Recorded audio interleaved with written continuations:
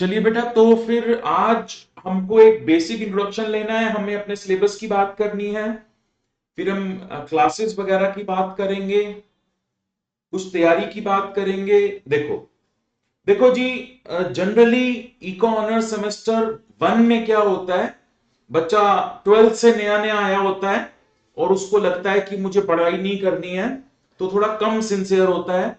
College life में पहली बार आया होता है तो लगता है अब तो बस कॉलेज की दुनिया में आ गया हूं, बिल्कुल वैसे ही जैसे हिंदी फिल्मों में होता है ना, शाहरुख खान अक्षय कुमार कॉलेज में गए, बस अब तो मस्ती मस्ती है। लेकिन इको ऑनर्स वाले बच्चों के साथ एग्जैक्टली ऐसा नहीं होता है। बीकॉम के बच्चों के साथ ऐसा ही होता है, जो फिल्मों में आपने देखा है, वो पूरी मस्ती करते हैं, एग्जाम से 10 दिन पहले पढ़ते हैं और मजेदार नंबर आते हैं उनके। इको ऑनर्स में ऐसा नहीं है बेटा, आपने ये जो कोर्स चूज किया है थोड़ा सा टफ है, इसका करियर भी आगे उतना ही ब्राइट है, तो इसका पढ़ाई का तरीका थोड़ा सा अलग होगा, उसको भी अभी डिस्कस करते हैं। फिलहाल हम लोग एक एक करके सिलेबस डिस्कस करेंगे। सबसे पहले हम बात कर रहे हैं intermediate mathematical methods for economics, यानी कि MME 2 की बात कर रहे हैं बेटा। ये जो सेमेस्टर 2 का आपका पेपर है, ठीक है जी। तो सबसे पहले तो रीडिंग लिस्ट की बात कर लेते हैं। हम लोग बात कर रहे हैं उन बच्चों से जिनका एग्जाम 2025 में होने वाला है, तो ये आपका सिलेबस बेटा इन्होंने यहां पर डिस्कस किया। सबसे पहले no change in syllabus coverage, syllabus जो लास्ट ईयर था वही रहेगा, कोई चेंज इन्होंने नहीं किया। कुछ टॉपिक्स इन्होंने लास्ट ईयर ये डिलीट करे थे, ये टॉपिक और सेक्शन लिखे हुए हैं, इनको इन्होंने डिलीट कर दिया। अभी ये सेक्शन और टॉपिक डिस्कस करने का कोई सेंस नहीं है, क्योंकि अभी आपको सिलेबस मालूम ही नहीं है, ठीक है। जब हम आगे पढ़ेंगे तो मैं टाइम टू टाइम आपको बताता रहूंगा ये सेक्शन यहां यहां से डिलीटेड है, ठीक है जी। तो ये डिलीटेड पोर्शंस हैं। अब यहां पर आ जाओ जी, ये पेपर का फॉर्मेट है, ये एक बहुत ही परेशानी वाला काम है, जो सेम वन में भी आप ऑब्जर्व करके आए हो। ऑप्शंस तो इन्होंने ना के बराबर कर दिया आपके लिए। क्या बोला, लास्ट टाइम भी ऐसा ही हुआ था आपके साथ MME 1 में, अभी भी देखो क्या बोला, total of 10 questions out of which a student is suppose to answer any 9। 10 में से 9 करने, यानी कि एक ही क्वेश्चन आपको छोड़ने की ऑप्शन है, जबकि पहले बहुत ज्यादा ऑप्शन हुआ करती थी, अभी सिर्फ एक ही ऑप्शन आपके पास बची है। MME 1 में भी ऐसा ही हुआ था, याद है?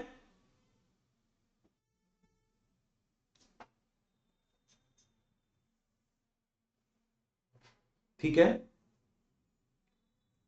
चलिए। क्या याद नहीं क्या बाकी बच्चों को? तारुषि याद नहीं है बेटा? रीत को याद आ गया। अथर्व याद है बेटा 10 में से 9?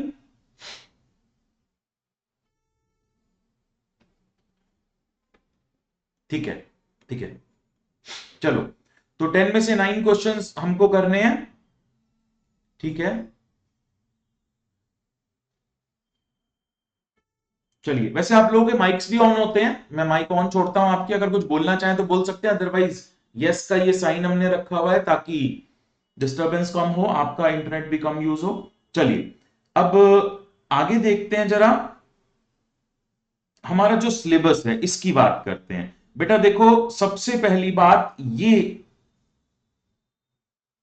इंटरनल असेसमेंट और कॉन्टिन्यूस असेसमेंट, इन दोनों को मिलाकर ये होते हैं आपके 70 मार्क्स। पहले तो ये कोशिश करो कि ये 70 में से आप ज्यादा से ज्यादा स्कोर कर लें, क्योंकि आपका एंड सेमेस्टर एग्जाम जो होता है वो बेटा 90 मार्क्स का होता है। तो ये जो कॉन्टिन्यूस असेसमेंट आपकी चल रही है थ्रू आउट द ईयर या थ्रू आउट द सेमेस्टर, ये वाले मार्क्स भी हमको अटेन करना बहुत जरूरी है। इसके लिए हमको साथ साथ पढ़ाई करनी पड़ेगी। ऐसा नहीं कि ईयर एंड में पढ़ाई करी चल गया काम, बेटा ईयर एंड में ये 90 मार्क्स का काम आपका चल जाएगा, लेकिन साथ साथ पढ़ाई करेंगे, क्लास टेस्ट में अच्छा परफॉर्म करेंगे, इंटरनल असेसमेंट में अच्छा परफॉर्म करेंगे, अटेंडेंस के लिए भी कुछ मार्क्स होते हैं, हर चीज मैटर करेगी बेटा। 70 मार्क्स भी काफी इंपॉर्टेंट है, तो कोशिश करेंगे कंटिन्यूस पढ़ाई करके ये 70 मार्क्स में से भी ज्यादा से ज्यादा लेने की कोशिश करेंगे। अभी आगे चले, अगर हम सिलेबस डिस्कस करें तो देखो जी, जो हमारी रीडिंग्स है सिटसिटर एंड हैमंड वही है, उसमें कोई चेंज इन्होंने नहीं किया है, ठीक है जी। अब यहां पर समझो कि इन्होंने क्या बोला, सिटसिटर एंड हैमंड का यूनिट 1 जो यहां पर इन्होंने बोला, इन्होंने कहा चैप्टर 12, 13 एंड 14, ये तीन जो चैप्टर हैं ये यूनिट 1 कवर करेंगे। इस इन 3 चैप्टर्स में बेटा मैट्रिसेस, डिटर्मिनेंट्स, वेक्टर्स, मेजरली ये 3 टॉपिक्स चलते जाएंगे हमारे, मैट्रिसेस, डिटर्मिनेंट्स एंड वेक्टर्स। ठीक है जी, ये काफी कुछ आप पहले भी करके आए 11 12th में, लेकिन यहां पर थोड़ा सा डिफरेंस क्या रहेगा, 11 12th में आप क्या करते थे, क्वेश्चन आया सामने सॉल्व कर दिया, काम खत्म। एक ही तरह के अगर हमने 300-400 क्वेश्चन प्रैक्टिस कर लिए, बस हो गया काम। अभी यहाँ इकोनॉमिक्स में ऐसा नहीं चलता, आपको कॉन्सेप्ट मालूम होना चाहिए कि ये जो मैं कर रहा हूं ये क्यों कर रहा हूं, तो वो डिटेल में हमको मालूम होना चाहिए, तभी हमारा काम चलेगा, वरना हमारा काम नहीं चलेगा। ठीक है जी, एक एग्जांपल यहां पर आपको देना चाहूंगा, 1 मिनट के लिए जरा हम लोग,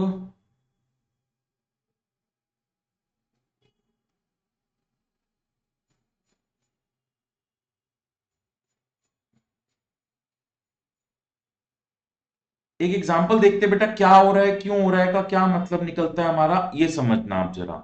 आप लोगों ने 12th क्लास में किसी भी मैट्रिक्स का डिटर्मिनेंट निकालना सीखा होगा। मान लो ये मैट्रिक्स है 1 2 3 4, ठीक है जी। अब अगर मुझे इसका डिटर्मिनेंट निकालना है तो मैं क्या करूंगा,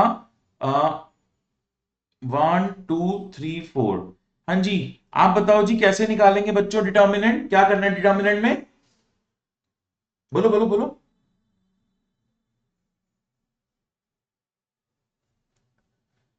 रीत, बोलो बेटा क्या करते हैं डिटर्मिनेंट में। सर अच्छे से तो नहीं याद, but I think 1 into 4 minus 2 into 3। This into this minus this into this, कितना आ गया बेटा इसका डिटर्मिनेंट, 4 - 6 यानी कि -2। सही है ये,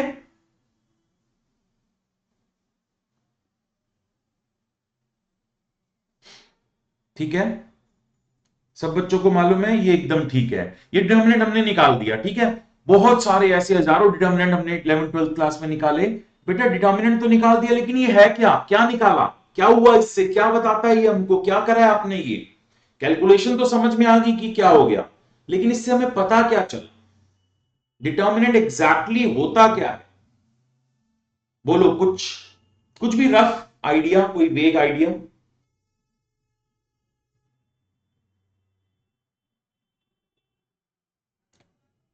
तरुषि,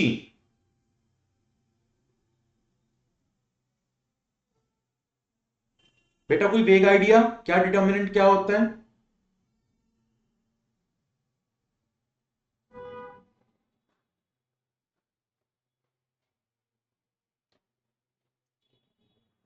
अथर्व, बेटा कोई वेग आइडिया की डिटर्मिनेंट क्या होता है।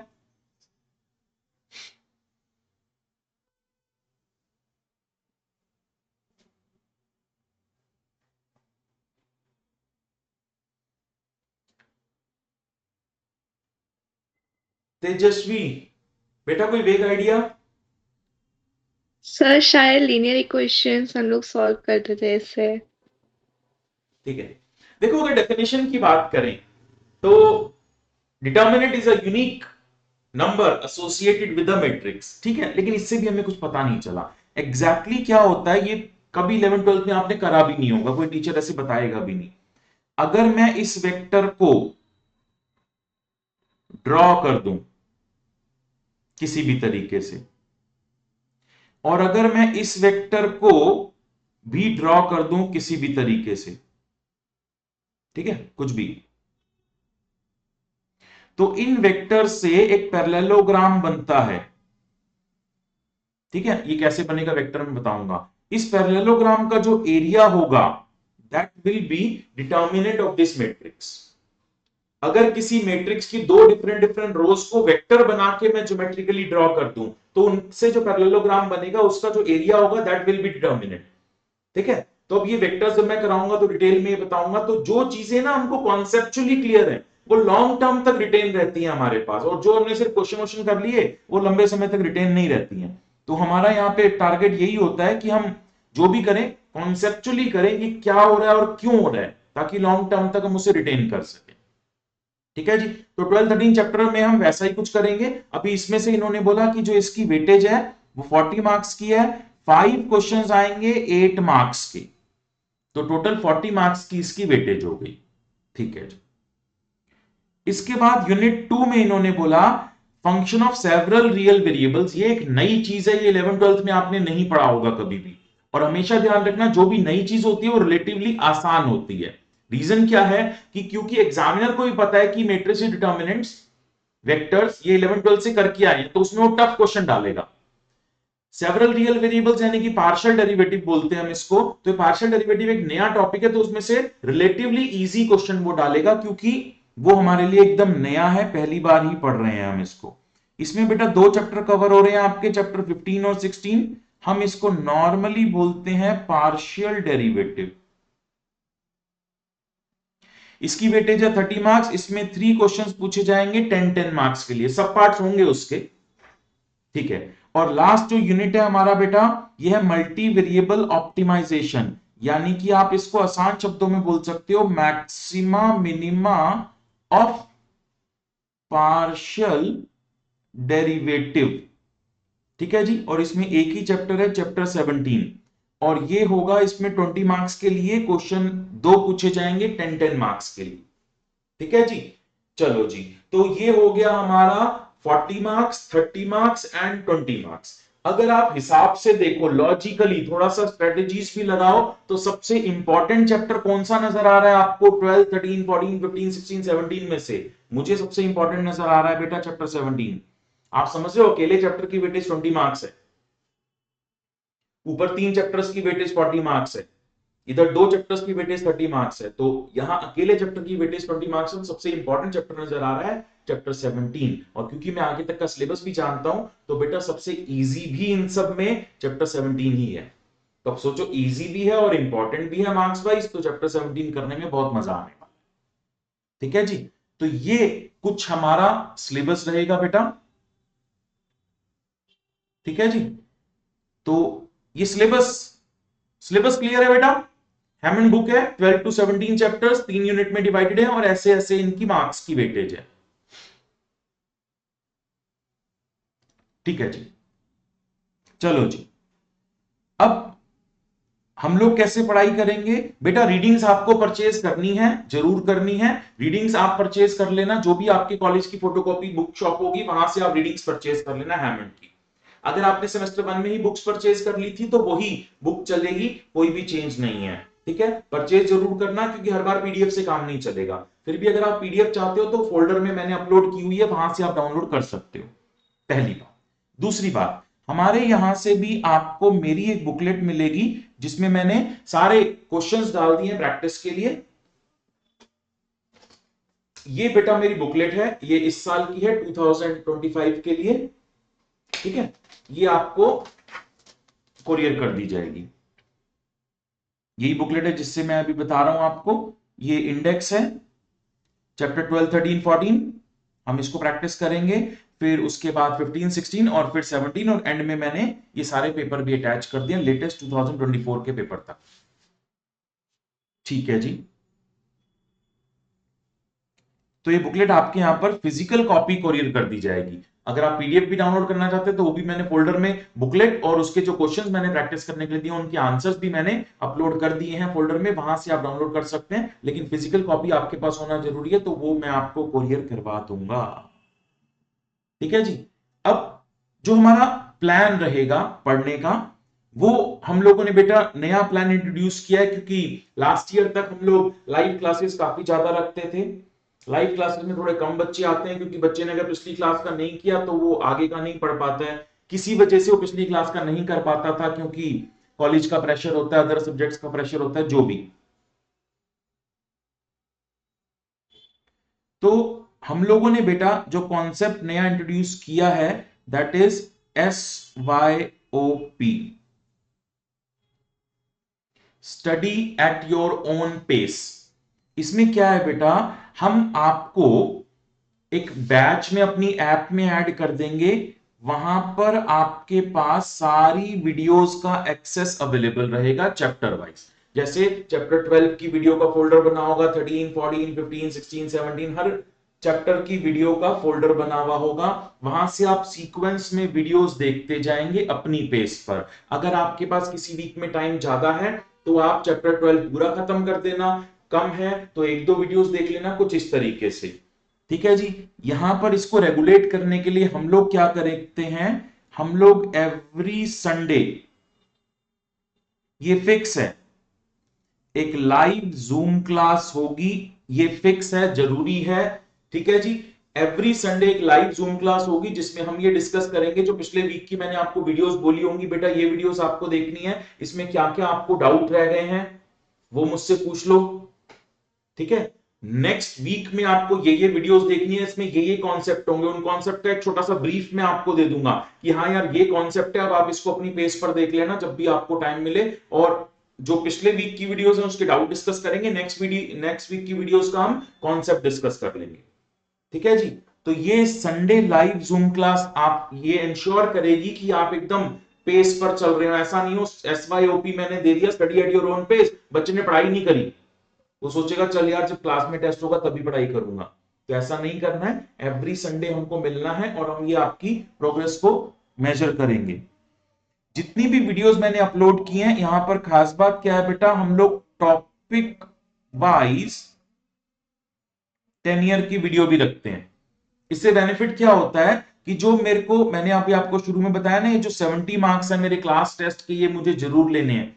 मान लो मैम ने बोल दिया मेरे को कि चैप्टर 12 का टेस्ट है आपका, अब क्या होगा, चैप्टर 12 के टेस्ट के लिए आपको क्या क्या करना होगा। चैप्टर 12 के टेस्ट के लिए सबसे पहले तो आपको ये मेरी बुकलेट के सारे ये क्वेश्चंस प्रैक्टिस करने होंगे। वीडियोस देखी, सारे क्वेश्चन प्रैक्टिस कर लिए, प्लस इनसे रिलेटेड जो 10 ईयर होगा, चैप्टर 12 का जो 10 ईयर होगा वो आप देख लेंगे और क्लियर हो जाएंगी सारी चीजें। अब आप मैम के क्लास टेस्ट के लिए एकदम तैयार हो और इन मार्क्स को लेने के लिए भी एकदम तैयार हो। तो कुछ इस तरीके से बेटा हम पढ़ाई करेंगे। दोबारा से रिपीट कर रहा हूं, फिजिकल कॉपी ऑफ बुकलेट आपके यहां कुरियर कर दी जाएगी। Study at your own pace programme पर हम चलेंगे जिसमें एवरी संडे हम यहां पर मिला करेंगे। आप एवरी संडे मेरे से डाउट पूछना, छोटा डाउट हो तो भी पूछना, बड़ा डाउट हो तो भी पूछना, और कोई कॉन्सेप्चुअल डाउट हो तो भी पूछना। सर वो आपकी वीडियो में ये वाला टॉपिक था मुझे नहीं समझ आया, सर दोबारा समझा दो, लाइव में समझा दो, बिल्कुल लाइव में समझेंगे उसको जी। ठीक है जी। हम तो ढूंढते हैं, पकड़ते हैं, पकड़ने के लिए बच्चों को, यार कोई आ जाए यार पढ़ ले, नहीं तो सारे बच्चे आजकल वीडियो से ही चल रहे हैं, हम तो पकड़ पकड़ के पढ़ाते हैं बच्चों को। तो कोई टॉपिक भी नहीं समझ आया, कुछ भी नहीं समझ में आया, आप ये रूल बना लो कि संडे लाइव एक बार मेरी शक्ल देखनी है आपको, थोड़ा सा मोटिवेशन मिलेगा अगले 6 दिन की पढ़ाई के लिए। ठीक है जी। प्लस जो वीडियो फोल्डर है उसमें कॉन्सेप्ट के साथ साथ टॉपिक वाइज 10 ईयर की वीडियोस भी हैं, और जब हम कोई टॉपिक खत्म करेंगे तो उसका 10 ईयर वीडियो भी हमको देख के 10 ईयर भी साथ साथ ही कंप्लीट कर लेना है। कुछ इस तरीके से हम लोग पढ़ाई करेंगे 2025 के एग्जाम के लिए। ये आपका सिलेबस है। रीडिंग्स मार्केट से परचेज करेंगे, बुकलेट में आपको यहां से फिजिकल कॉपी कुरियर करा दूंगा। ये चीज क्लियर है बेटा, यहां तक समझ में आती है बात एकदम, सिलेबस, रीडिंग्स, वीडियोस।